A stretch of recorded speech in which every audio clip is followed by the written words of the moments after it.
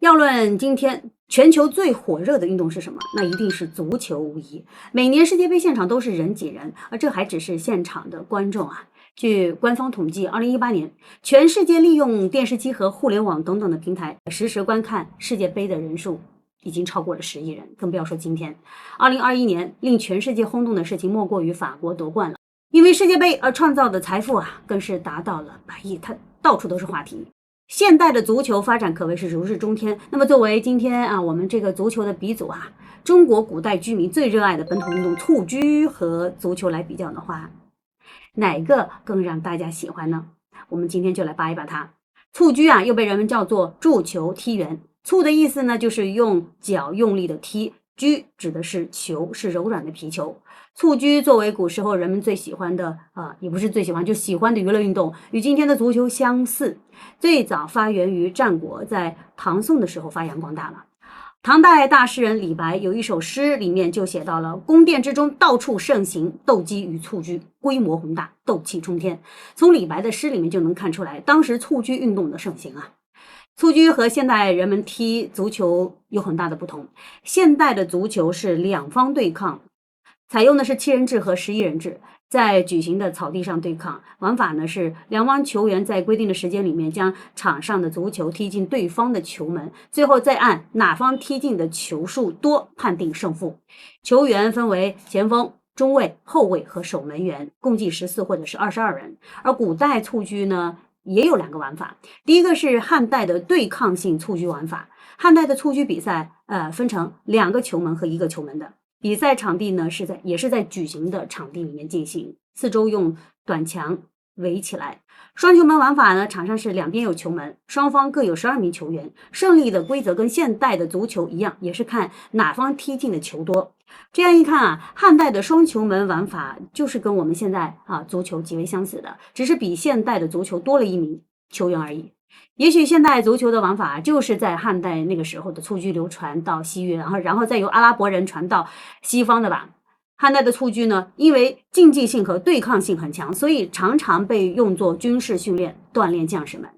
将士们争夺蹴鞠，一方冲撞，一方防守，极富有战争意味，获得了军队的喜爱。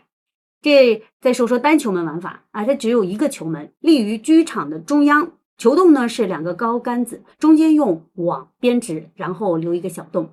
不过这个洞很小，这个位置也很高，所以对球员的球技要求很高。双方也是12人。比赛规则呢是哪方踢进球洞的球数最多就获胜了。因为球洞又小又高，所以一场比赛下来其实进不了几个球。而且单球门的玩法跟现代的这个羽毛球的玩法有点相似，双方并不直接对抗，所以呢它是娱乐性比较高的。第二个就是宋代的表演性蹴鞠玩法，单球门是主流，而且跟汉代的玩法相比较，它更注重娱乐性，双方之间那种激烈的身体对抗也渐渐的消失了。其根本原因是宋代商品经济的高速发展。经济发展使蹴鞠的工艺大大提高，蹴鞠呢就比以往更加的轻，也能踢得更高了。它从专门的场地流向了街头小巷之间。比赛呢也是按照双方谁踢进的球最多来判断胜负的。这个时候宋代的蹴鞠已经跟汉代不一样了，它已经完全演变成为了娱乐运动，没有直接的身体对抗。后来也发展出了女子蹴鞠，所以宋代的蹴鞠就是一种集娱乐性和表演性的运动，后来还被列入了杂技的行列宋代蹴鞠虽然没有现代足球那么激烈，对身体条件也没有那么多硬性的要求，但是它的技巧却无以伦比。聪明的古人创造出了很多漂亮的踢法，比如说肩、背、拐等10种的踢法，这些踢法非常花俏也非常好看。这宋代有个叫高俅的，就是靠一手的鸳鸯踢获得了宋徽宗的喜欢，然后飞黄腾达了。可见宋代的蹴鞠已经成为了百姓和贵族的娱乐项目。我们现在的踢毽子就是模仿宋代的蹴鞠而来的。那么宋代的蹴鞠与今天的足球相比，哪个制作的工艺更为优秀呢？现代足球是用合成皮革与天然的橡胶制作而成的，整体的重量在400克左右，大概8两架非常的轻。宋代的蹴鞠呢也很轻，在蹴鞠图当中就记载了41种有名的商品具，都是用上等的材料制作的蹴鞠，大约有14两，按照今天的换算啊，就是430克左右，跟足球比差不了多少。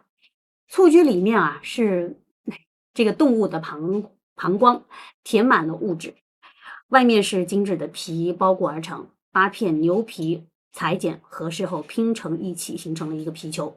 宋代的蹴鞠工艺，它这个丝毫不输于现代。总结一下啊，蹴鞠与足球之间的对比，蹴鞠真的是一点都不落后于足球。以下几点是没法比的。第一个就是它的玩法很多，内容也很丰富，有单球门玩的，有双球门玩的。第二就是蹴鞠的娱乐性更高，所以才能发展成为老少皆宜的运动。这蹴鞠呢没有今天足球那么激烈，运动量小，可以在街头巷尾之间进行比赛，对场地的要求也很小，不像足球需要比较大的一个场地。我想这就是他们之间的优劣吧。